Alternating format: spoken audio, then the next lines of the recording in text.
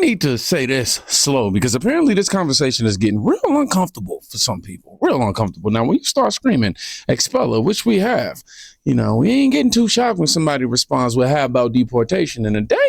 That's exactly what might have happened. Well, I agree with the president 100%. Ilhan Omar is a walking example of everything that is wrong with our legal immigration policy. We imported tens of thousands of people who hate America, add no value to it, rob and steal from us. And we're supposed to be okay with it. I don't think Ilhan Omar should be expelled from Congress. I think she should be expelled from the United States. And that's something that I'm working on. But what prompted me to take this position is she decided to send around fundraising emails saying I should be expelled from Congress. Well, if that's her view, she should go for it. And so what I've said is if I'm going to try to expel her, it won't be in a fundraising email. She'll deal with it on the floor of the U.S. House of Representatives. Well, I agree with the president. Boom. Now, listen. Whether you love that statement or hate it, that wasn't some random tweet from a guy with an egg avatar. Was it Mr. Anonymous? That was a state legislator openly aligned with Trump world, saying out loud what a lot of voters have been thinking quietly. And notice something very important. He didn't come out of nowhere. No, this didn't come out of nowhere, or rather, not him. This didn't. Come on, man. But before deportation talk, there was expulsion talk. And it didn't, start with him. You're actively considering forcing a House vote to expel Congresswoman Ilhan Omar from Congress. Someone incredibly controversial. Tell us about that. Well, last week, Ilhan Omar announced that she was going to seek my expulsion from the House, but she announced it in a fundraising email. So like everything else in her life, it was a fraud. And it made me think, look, if I'm going to try to expel her, I won't put it in a fundraising email. I'll just do it. So right now I'm talking to my colleagues about whether we want these fake Somali refugees who come to our country, add no value, suck our resources, defraud our government, whether we actually want them here. And I don't think Ilhan Omar shouldn't be a member of Congress. I think she shouldn't be an American. And I think that's really the issue. We've let too many people into this country who hate it, don't respect it, and take advantage of us. And they all need to go home, starting with her. You're actively considering forcing a House vote to expel Congresswoman Ilhan Omar from... This is where the chessboard flips. She says you should be expelled. He says, cool, let's actually play this game. And here's the part the media skips, right? You don't escalate, rhetoric unless you think the ground under you is pretty shaky, right? Which brings us to Minnesota. Yeah, because while all this moral outrage is happening, the receipts are piling up. And when I say receipts, I don't mean tweets. I mean federal court. Her name, Asha Hassan. You may remember the name. She was the very first defendant charged with defrauding Minnesota's publicly funded autism care program. We were at the U.S. District Courthouse this morning as she entered her guilty plea on a single count of wire fraud. Hey, we got no comments today. Asha, anything you want to say? She and her attorneys here would not comment on the case, but I do want to break it down for you. Hassan owned a business here known as Smart Therapy LLC.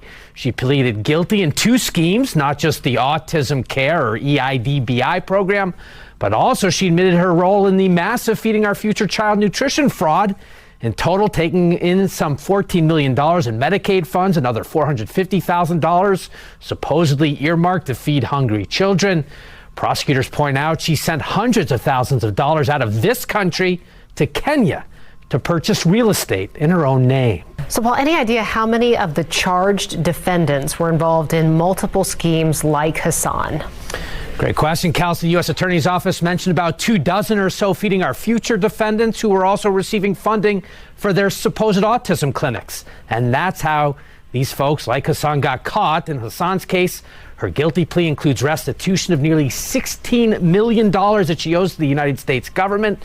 Lead prosecutor there, Joe Thompson, was asked what the odds are of collecting such a significant amount. Well, it depends. It's defendant by defendant. We seize assets from many people. If they have money in bank accounts, we're very aggressive in seizing those funds. If they purchase real estate, especially if they purchase it without financing, we're very aggressive in getting that property back, and we can liquidate it and use to pay off. In the Feeding Our Future case, for example, I think we're somewhere between $60 and $70 million that we've recovered. About $30 million of that is cash. Just some massive numbers being thrown around by Joe Thompson there. Hassan's guilty plea includes a potential prison sentence of about 70 to 87 months, or somewhere in the neighborhood of 5 to 8 years behind bars. The judge has the ultimate say. He did allow Ms. Hassan to remain free and out of custody until she is formally sentenced coming up at a later. Now, I want you to read that again in your head. I will say this too. Whoever edited this video, this edit was horrible for my setup. Great for them. But again, I want you to read that again in your head. Programs meant for autistic kids. Programs meant for hungry children. Drained, looted, wired overseas. And nobody noticed? No. They noticed. They just didn't want to be called racist for asking questions, remember? Which is why every time someone spoke up, they were told to shut up. And that's how we pretty much got here. Think about that. From 2018 through today, this small group of Somalis in Minnesota stole more money from welfare programs in the United States than the entire gross domestic product of their home country. And we're sitting here as Americans. They're asking you and I, taxpayers, not only to take this, but shut up. Because if you say anything about this, they're going to call you racist. Minnesota taxpayers have been robbed, and the politicians want you to take it and shut up. Billions of dollars were stolen in a competent scheme while the state and federal government looked the other way. Instead of accountability, politicians just closed ranks. Instead of enforcement, they offer excuses. And when Americans demand answers, we are accused of being racist just for asking the question about how this happened. This is not about race. This is about corruption. This is about cowardice. This is about politicians covering their tracks in their own incompetence. The fraud that I'm talking about is the one that took place in Minnesota that has cost taxpayers billions of dollars. If you haven't heard this story, you're going to get angry. That's Representative Ilhan Omar from Minnesota, and you hear her defending the Somalis who are being the subject of ICE raids because they're going in now and they're trying to find these individuals who are part of this massive fraud. But as usual, you hear the same, oh, this is racial profiling, this is ethnic profiling. If the people who are committing the fraud are Somali, then you have to go where the Somalis are to pick them up so that you can apprehend the individuals who are part of this fraud. It is not ethnic or racial profiling if you're going after Somalis and you've already ascertained that the people who are committing these crimes are Somali. And it's people like Representative Ilhan Omar who use these words all the time, racial profiling or ethnic profiling.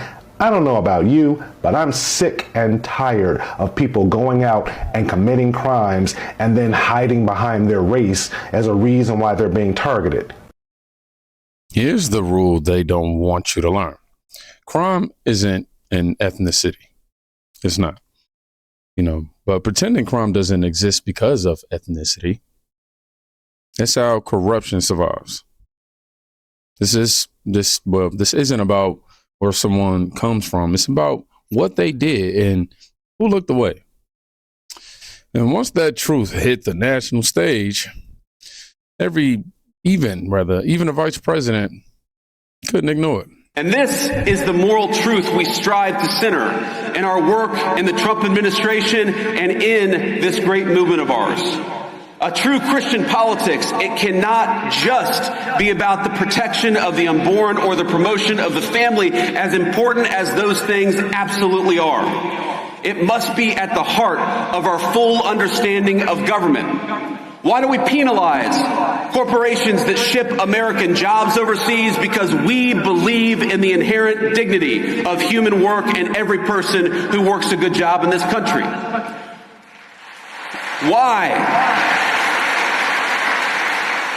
Why have we worked without the help of Congress to restrict H-1B visas, for example?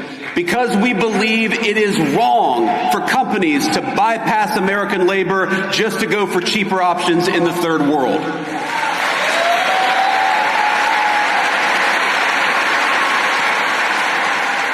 We help older Americans in retirement, including by ending taxes on Social Security, because we believe in honoring your father and mother rather than shipping all of their money off to Ukraine.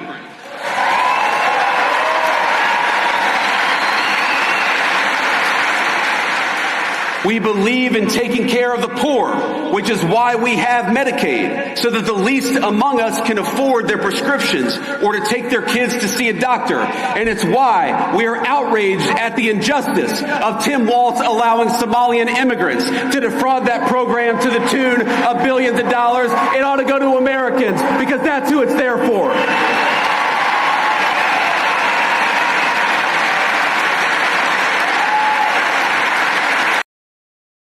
Now, that's not culture war talk. You ask me, that's moral math, if you will. Money meant for Americans, going to scammers. While politicians tell you, hey, Tim Walz and Ilhan are like, hey, everything is fine. And behind the scenes, this is real ugly. And that brings us to the most uncomfortable clip of them all, because sometimes the loudest evidence is in their own words. We know there is no separating Minnesota of who we are from our Somali brothers and sisters. It is such a part of it is part of who we are.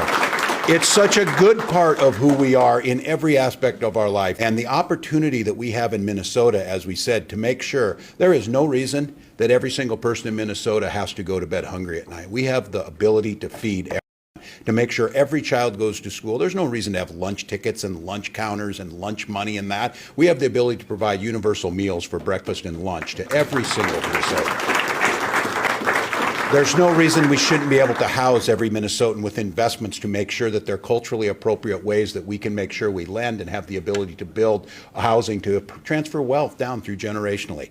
And there's absolutely no reason that anyone in Minnesota, especially our children, shouldn't have the option for affordable quality health care. We have the best providers in the world, and we have the capacity to do that. I want to thank our friends in the legislature. I know Steve Elkins is here and others. We have a budget that reflects those values. We have a budget that reflects the care that you see in this room and the sense of community. So I, along with you, as I'm thinking and reflecting on what kind of world do we want to live in, I'm just grateful that there's folks here that are trying to make that world a reality, that are coming together and showing the strength that we have. Now, here's the uncomfortable truth nobody wants to say out loud. A country can be compassionate and demand accountability at the same time. But when accountability disappears, corruption, it doesn't whisper, it eats, all right? It eats programs meant for kids. It eats, the trust of the American taxpayers. It eats the credibility of, the people who swear they're fighting for the vulnerable. Those guys, right? When Americans finally say, wait, where did that money go? They're told to shut up, sit down, and try to make you feel bad for asking. That's not unity. That's manipulation.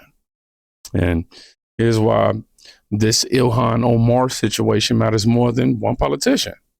Because, when leaders protect systems instead of citizens, when outrage replaces oversight, and when labels are used to silence questions, eventually the questions don't go away. They get louder, sharper, and even more aggressive. That's how you end up with words like deportation,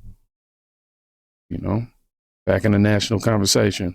Not because people are cruel, but because they're tired of being played. So no, this isn't about hate. It's about limits. It's about lines. It's about borders. Well, yeah. And it's also about reminding people in power that America isn't a piggy bank with villains. You don't get to moralize your way out of accountability. You don't get to hide behind identity forever. And you don't get to shame taxpayers for wanting answers. The era is ending. If you believe compassion should come with receipts, I want you to hit that like on this video, man. Go ahead and share that thing. You know what I mean? You feel me? Because asking questions isn't radical, y'all. It isn't. And if you made it to the end of this video, I want you to put receipts over felons. Y'all be safe. Go check on a friend today and quite literally be saving their life. Peace.